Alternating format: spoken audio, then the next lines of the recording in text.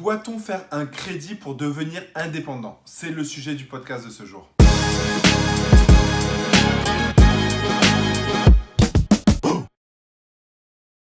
Salut à toi et bienvenue sur ma chaîne YouTube. C'est une petite question qui revient assez souvent en off. Il y a beaucoup de personnes qui veulent se lancer, qui n'ont pas forcément les moyens de se lancer et ils me disent Yann, j'ai la possibilité grâce à mon CDI de faire un petit crédit de 5, 6, 16, 10 000 euros. Est-ce que tu penses que c'est une bonne idée ou pas? Voilà. Donc moi j'ai toujours la même réponse par rapport à ça. Déjà, le but du jeu, c'est de ne pas te mettre en danger. Donc après, bon, c'est vrai que moi, j'ai pleinement confiance au business Amazon parce que je sais que voilà, grâce à Amazon, tu as un gros levier de visibilité, etc. Mais toujours est-il que je sais aussi que les gens qui prennent des formations ne passent pas souvent à l'action réellement parce que soit ils ont pas le temps, soit ils se chargent des excuses pour X ou Y raison. Autant le coaching, c'est une chose. Le coaching, il y a quelqu'un qui est derrière ton cul et du coup, tu es obligé de passer à l'action et d'avoir des résultats. Mais autant la formation, il y a des gens qui achètent la formation et qui s'y mettent 1 mois, 2 mois, 3 mois après, ou qui commencent après, qui font une pause, etc. Donc toi, si tu fais un crédit, donc déjà ça va te mettre une pression supplémentaire. Donc est-ce que ça va t'obliger à passer à l'action?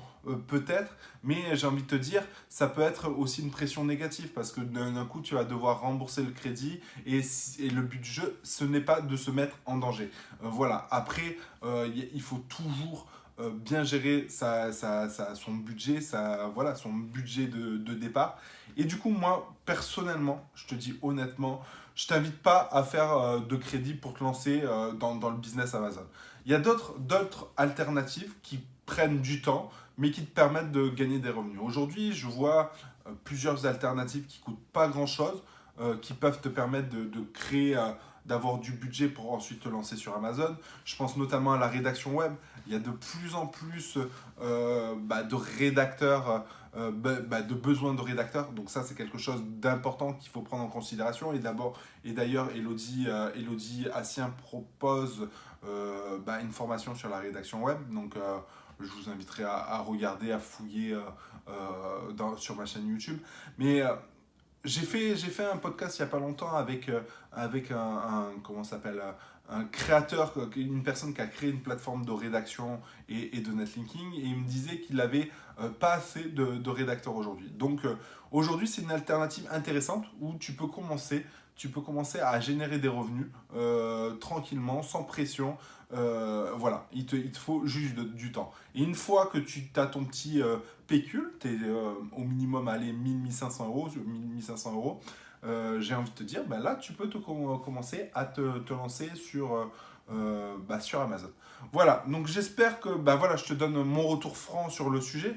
Dans la théorie, j'ai envie de te dire, Amazon, c'est pas risqué, mais il y a le facteur humain qui est super important et le facteur humain qui arrive à se disperser assez rapidement parce que sur YouTube, sur Facebook, sur les groupes Facebook, on a tout un tas d'informations et forcément à un moment donné, on est capté par une information, puis une autre information, puis une autre information et du coup, tu risques de niquer tout ton budget, tout ton budget de crédit. Donc, il faut faire vraiment attention à ça.